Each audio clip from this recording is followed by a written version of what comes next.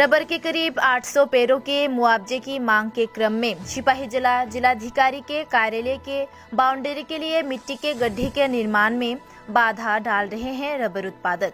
घटना सोमवार सुबह 11 बजे चेचूरी माई ग्राम पंचायत क्षेत्र के सिपाही जिला एसपी ऑफिस व जिलाधिकारी ऑफिस की सीमा पर हुई।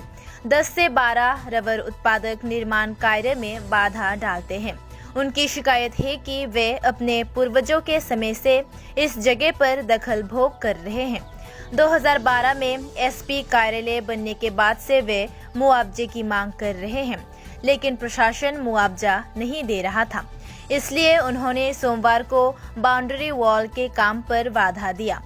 उन्होंने कहा कि मांगों की भरपाई की जानी चाहिए। प्रशासन ने आश्वासन दिया है कि उनके द्वारा जमा किए गए आवेदनों की जांच की जा रही है। जांच के बाद मुआवजा दिया जाएगा। विश्रामगंज थाने की पुलिस मौके पर गई। प्रभावित किसान, प्रशासन, पुलिस सभी जिलाधिकारी कार्यालय के डेप्यूटी कलेक्टर से बात कर रहे हैं।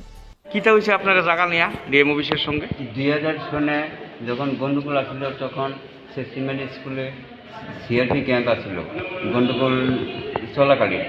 তখন স্কুল বন্ধ থাকাতে সবাই আমরা কইলো যে আমরা এই জায়গাটা যদি আমরা দিই তাহলে ওই ক্যাম্পটা স্কুলটা সাইডে এখানে আর থাকবো। যখন পরিস্থিতি ভালো হয়ে যাবে তখন ক্যাম্প গেলে আমরা জায়গা আমরা পাইলাম।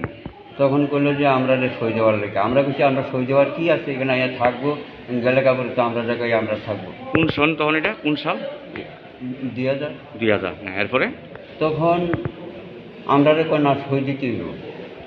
কিন্তু এইভাবে যে নিবেদন তো আমরা তখন কি এই জায়গাটা জুত আসতো আপনারা?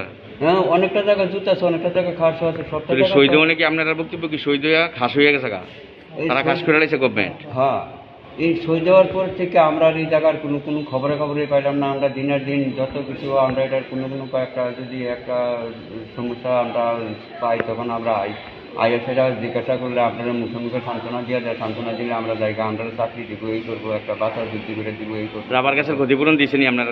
না, রাবার গাছের ক্ষতিপূরণ তো দিছে না। আজকে কি কইছে আপনাদের অফিসার টিসিএস সুমন রক্ষিত যে তিনি কি কইছে? তিনি আমরা কইছে যে আমরা কাজে না, আমরা ডিএমএল লোকে দেখা করতাম। তখন স্যারে আমরা নিয়ে এসেছি এখানে কাজে বাধা দেওয়ার লিগে না করছে। হ্যাঁ, কাজে বাধা দেওয়ার লিগে না করছে। কতজন আসছেন আপনারা কৃষক? কতজনের জায়গা পড়ছে অনুমান? মনে হয় 12-13 জন হইব স্যার। সবটা তো আর আমরা জানা নাই এখন। আপনাদের দাবি কি এখন ক্ষতিপূরণ পাওয়া? আমরা গাছের ক্ষতিপূরণটা তো যদি পাই তাহলে আমরা গরিব মানুষ, আমরা কিছু একটা সাহায্য। আপনার নামটা? আমার নাম সুভাষ চন্দ্র দাস। সুভাষ চন্দ্র দাস। এটা কোন অফিসে আইছেন? এটা ডিএম অফিস। ডিএম অফিসের বাউন্ডারি নির্মাণে আপনারা জায়গাতে হইতাছে না? হ্যাঁ, বেশি লেখেন না, আমরা বেশি লেখছিও না।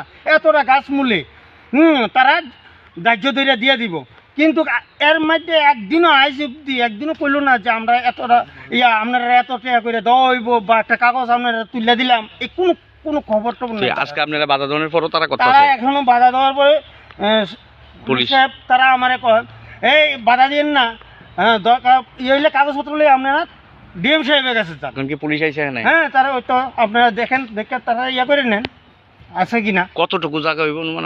আপনারা কি জায়গা দিয়ে লাইছেন মানে গাছের টাকার লেগে দাবি করতেছেন? আমরা এখন জায়গা তো যে খাস জন করে লাইছে তখন আমরা তহসিলদারের লোক আমরা এক কথাই কইছি যে আমরা জান জায়গা তো যেহেতু খাস। এখন দাবি কি আপনারা? গাছের টাকাটা কত? 12টা পরিবারের কতটি গাছ হইব অনুমান? প্রায় 700-800। হ্যাঁ, কত টাকা করে দিব একটা গাছে কইছে? এরই কোনো কথাই হইছে না। তাহলে 700 রাবার গাছের ক্ষতিপূরণের দাবিতে আপনারা কাজ বাধা দিয়েছেন? হ্যাঁ, বাধা দিছি। আর আমরা বিশেষ করে এটির উপরে চলবো, আমরা সাইডে ডাইল ভাত খেয়ে এটি দিয়ে